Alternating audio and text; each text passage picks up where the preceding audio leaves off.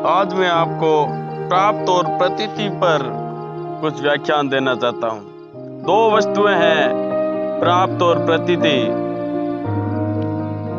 प्राप्त जो हमारे पास मौजूद है और प्रतीति मतलब जो दिखाई दे रही है उसे प्रतीति कहते हैं, जो प्रतीत हो रही है। तो इन दोनों में फर्क है। प्राप्त परमात्मा और प्रतीति संसार है। जो प्राप्त है वह तो दिखता नहीं, यानी परमात्मा दिखते नहीं, और जो प्रतीत हो रहा है मतलब दिख रहा है वह रहता नहीं, संसार रहता नहीं। मैं हूं, यह जो अपनी सत्ता है, अपना होनापन है, यह प्राप्त है। मैं हूं, यह जो अपनी सत्ता है ना, अपना होनापन है ना, यह प्राप्त है। कारण कि जागृत, स्वप्न, सुषुप्ति, समाधि और मूर्छा, इन अवस्थाओं में अपने सत्ता का कभी भी अभाव नहीं होता। जब हम जागृत होते हैं तो हमारी सत्ता का कभी अभाव नहीं होता, स्वप्न में भी नहीं होता, और ना समाधि और मूर्छा में। हमें ऐसा लगता है मैं हूं, मैं सोया था तो मैं हूं, परंतु यह सत्ता दिखती नहीं। जो शरीर और संसार दिखाई दे रहे हैं उनकी केवल प्रतीति हो रही है, मतलब ये केवल दिखाई दे रहे हैं, है नहीं, वास्तव में उनकी सत्ता नहीं है। जो प्राप्त है उसका कभी नाश नहीं होता। जो प्राप्त है उसका कभी नाश नहीं होता, वह सबको सदा ही प्राप्त है, परंतु उसकी प्रतीति नहीं होती। जो चीज प्राप्त है, परमात्मा है, वो प्राप्त है, लेकिन उसको प्रतीति नहीं होती, वो दिखाई नहीं देता। अर्थात उसका ज्ञान इंद्रता से नहीं होता। जैसे आंख से संसार दिखता है, पर आंख को किससे देखें? आंख से संसार दिखता है पर आंख को किससे देखें? ऐसे ही जो सबको जानने वाला है, सबका आधार है, सबका प्रकाशक है, उसको किससे देखें? उसको किससे देखें? विज्ञाता मरे कैन विजानियात। परंतु जैसे जिससे ये संसार दिखाई देता है, जिससे ये संसार दिखाई देता है वही आंख है। ऐसे ही जिसकी सत्ता से ये संसार प्रतीत हो रहा है, मतलब जिसकी सत्ता से ये संसार दिखाई दे रहा है, जिसके आधार पर संसार टिका हुआ है, जिसके प्रकाश से संसार प्रकाशित हो रहा है, वही प्राप्त परमात्मा है, वही परमात्म तत्व है। जो प्रतीत होता है वह संसार कभी एक रस रहता ही नहीं, संसार कभी एक सा रहता ही नहीं। ये प्रतिक्षण बदल रहा है, ये कोई अपरिचित बात नहीं है, सीधी सादी सबके प्रत्यक्ष अनुभव की बात है, सबको पता है ये बात। यदि संसार रहने वाला होता तो फिर वह बदलता कैसे? अगर संसार रहने वाला होता तो बदलता नहीं, परंतु इस बात को जानते हुए भी हम इसे मानते नहीं। हम मानते नहीं, प्रत्युत संसार को है मान लेते हैं कि संसार है। जिस है से यह संसार प्रकाशित हो रहा है, जिस है के आधार पर यह दिख रहा है, उसको प्राप्त करने में बड़ी कठिनता मान ली है। जिस है के कारण ये संसार हमें दिखाई दे रहा है, प्रतीत हो रहा है, उसको प्राप्त करने में कठिनता मान ली है। बड़े आश्चर्य की बात है कि जो नित्य प्राप्त है उसको अप्राप्त मान लिया, जो हमेशा से प्राप्त है उसको अप्राप्त मान लिया है, और जो प्रतिक्षण बदल रहा है उसको प्राप्त मान लिया है। जो बदल रहा है उसको प्राप्त मान लिया है कि जासु सत्यता ते जड़ माया, अरे भास सत्य इव मोह समाया। क्या कहा? जासु सत्यता ते जड़ माया, अरे भास सत्य इव मोह समाया। परमात्मा की सत्ता से ही यह जड़ माया संसार मूढ़ता के कारण सत्य की तरह दिखती है। परमात्मा की सत्ता से ही यह संसार हमारी मूर्खता के कारण सत्य की तरह दिखती है। मूढ़ता के कारण ये सत्य भले ही दिखे पर वास्तव में सत्य है नहीं। इस संसार को देखने वाली इंद्रियां, मन, बुद्धि और दिखने वाला संसार, ये दोनों एक ही जाति के हैं। भाई इंद्रियां हैं आंख, नाक, कान, त्वचा, और मन है, बुद्धि है, और ये दिखने वाला संसार, ये दोनों एक ही जाति के हैं, एक ही तत्व के बने हैं। शरीर, इंद्रिया, मन, बुद्धि का प्रकाशक जीवात्मा और संसार मात्र का प्रकाशक परमात्मा, ये दोनों भी एक ही जाति के हैं। जिससे शरीर प्रकाशित होता है वो आत्मा, और जिससे संसार प्रकाशित होता है वो परमात्मा। ये दोनों एक जाति के हैं और ये शरीर, मन, बुद्धि, इंद्रिया और ये जो संसार है ये एक जाति के हैं। ये दोनों भी एक ही जाति के हैं। जीवात्मा और परमात्मा नित्य प्राप्त है, जीवात्मा और परमात्मा नित्य प्राप्त है, लेकिन ये संसार और शरीर है ना, क्योंकि ये नित्य रहते हैं, जीवात्मा परमात्मा नित्य रहते हैं, तथा शरीर और संसार नित्य ही अप्राप्त है, क्योंकि ये प्रतिक्षण बदलते हैं। शरीर बदल रहा है, पहले बाल्यावस्था थी, फिर युवावस्था आई, फिर वृद्धावस्था आएगी, इस तरह शरीर बदल रहा है और संसार भी बदल रहा है, प्रतिक्षण बदलते हैं। जो प्रतिक्षण बदल रहा है वह रहा है, वह टिकेगा कैसे? जो प्रतिक्षण बदल रहा है, पीछे क्या आ रहा है? रहा है, तो वह रहा है, वह टिकेगा कैसे? टिक सकता ही नहीं, प्रत्यक्ष बात है। आपका जो बचपन था वह कहां गया? पहले तो परिस्थिति थी, वह कहां गई? भैया आपका जो बचपन था वह कहां गया, और जो पहले परिस्थिति थी वह कहां गई?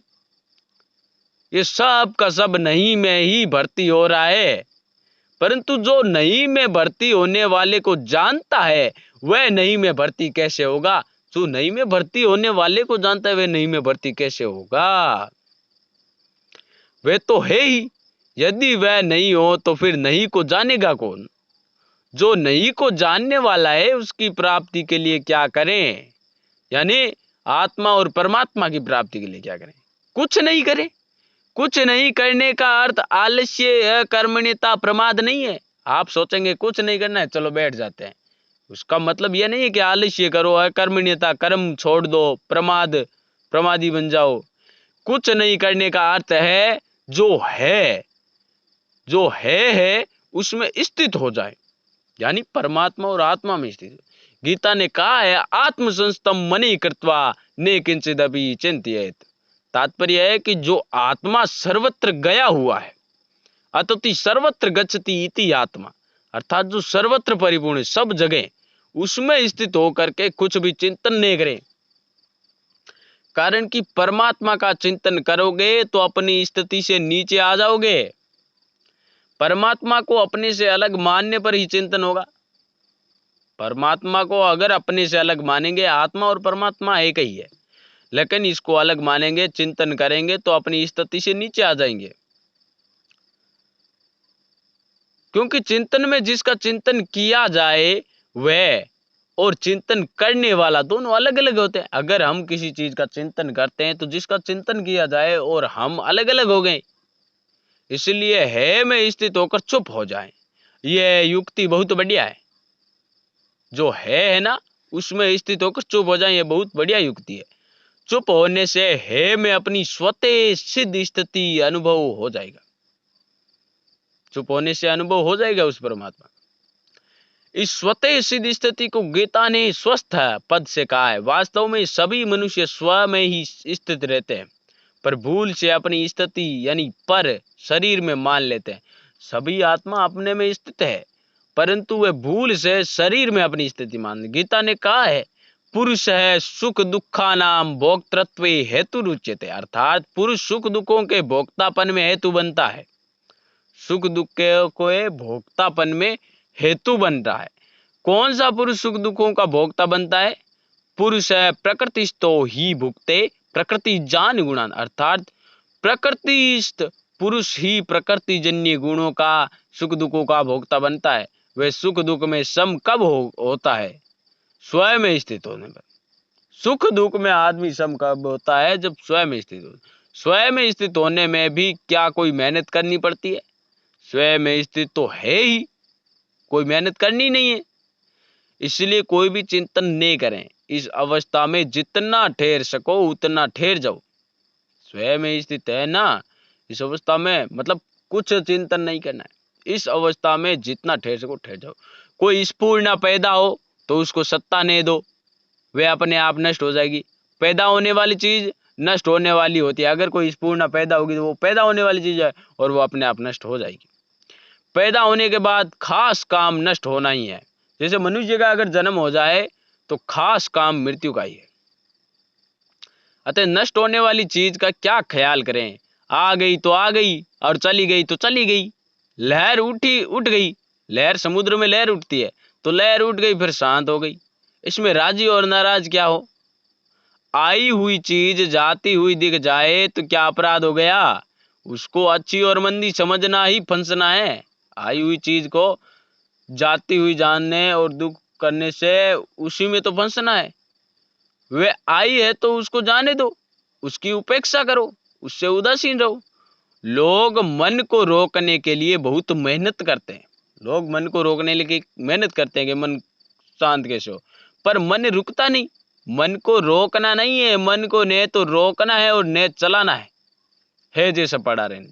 मन जैसा है वैसा ही छोड़ दो, उसकी उपेक्षा कर दो, उदासीन हो जाओ। फिर संकल्प विकल्प आपसे आप मिट जाएंगे। जो संकल्प विकल्प है वो आपसे आप मिट जाएंगे। वे तो आपसे आप ही मिट रहे हैं। वो तो जानबूझकर उनको मिटाने की आफत क्यों मोल लेते हो? उनको मिटाने की चेष्टा करना ही उनको सत्ता देना है। भगवान ने अपनी तरफ से कहीं ऐसा नहीं कहा कि मन को वश में करने के लिए अभ्यास करना चाहिए। प्रत्यु शनै शनै रूपरमेत पदों से उपराम होने के लिए कहा है। भगवान ने कभी यह नहीं कहा कि मन को वश में करो, मन को वश में करने के लिए अभ्यास करो। भगवान ने कभी यह नहीं कहा कि मन को वश में करने के लिए अभ्यास करना चाहिए। मन को पकड़ने के लिए विषय में अर्जुन के पूछने पर ही भगवान ने उनको बताया मन को कैसे वश में करें। जब अर्जुन ने पूछा तो भगवान ने बताया कि अभ्यास और वैराग्य से यह मन पकड़ा जाता है। तब भगवान ने बताया कि अभ्यास और वैराग्य से यह मन पकड़ा जाता है। अर्जुन ने 2 श्लोकों में प्रश्न किया और भगवान ने 2 श्लोकों में ही उत्तर दे दिया। इतना थोड़ा भगवान किसी प्रश्न के उत्तर में बोले ही नहीं। जितना थोड़ा मन को वश में करने के लिए प्रश्न था ना, इतना थोड़ा भगवान और किसी श्लोकों में प्रश्नों में बोले ही नहीं। 2 श्लोकों में ही भी भगवान ने केवल आधे श्लोक में ही उत्तर दिया और आधे श्लोक में अर्जुन की बात का समर्थन किया। फिर भगवान ने बताया कि मन को पकड़ने मात्र से मुक्ति नहीं होती, मन को वश में करना चाहिए। भगवान ने कहा मन को पकड़ने से मुक्ति नहीं होती।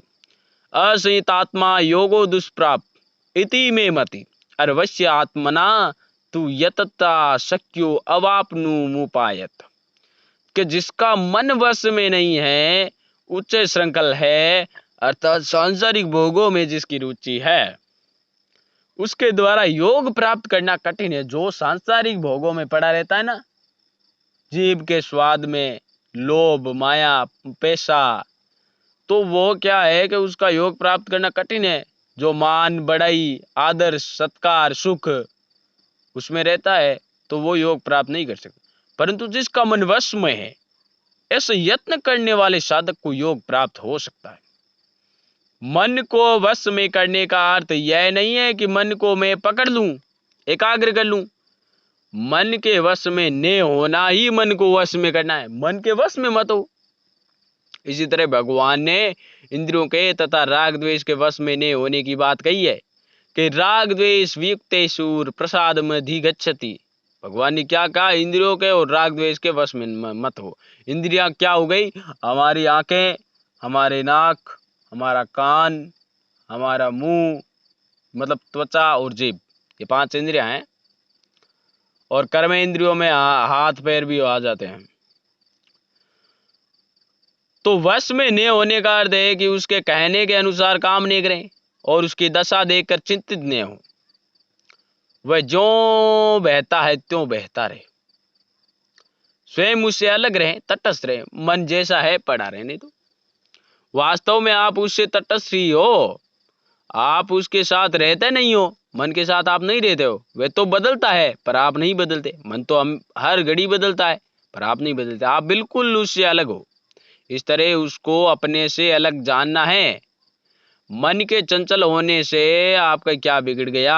आप तो ज्यों के त्यों हो और वह बह रहा है। अब एक बात सोचो कि हम है आत्मा और शरीर मन और बुद्धि अहंकार, ये क्या है? मन भी किस में आया?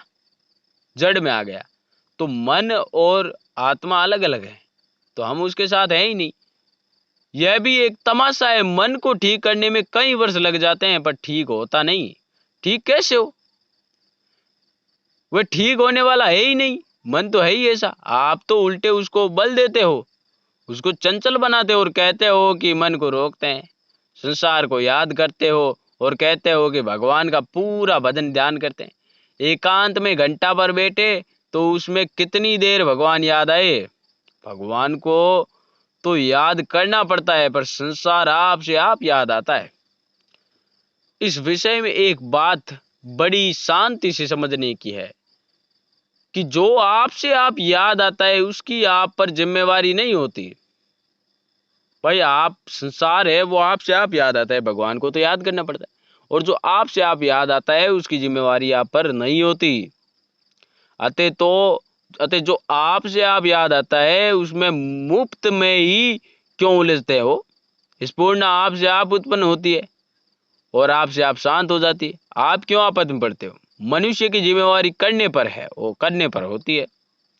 अब जिसको आप करते ही नहीं, प्रत्युत जो आपसे आप होता है उसकी जिम्मेवारी आप पर नहीं है। आप जवान से बूढ़े हो गए तो क्या आप पर इसकी जिम्मेवारी है क्या? नहीं। आप बूढ़े क्यों हो गए? आपने गलती क्यों की? ऐसे ही आप संसार को याद नहीं करते, पर संसार आपसे आप याद आता है, तो इसकी जिम्मेवारी आप पर नहीं है। इसलिए आप अपनी तरफ से कुछ भी चिंतन नहीं करें। ने किंचित अभी चिंतित, चिंतन आ गया या आ जाए तो वे जैसे आया है वैसे ही चला जाएगा, आप उसमें कुछ दखल नहीं करें।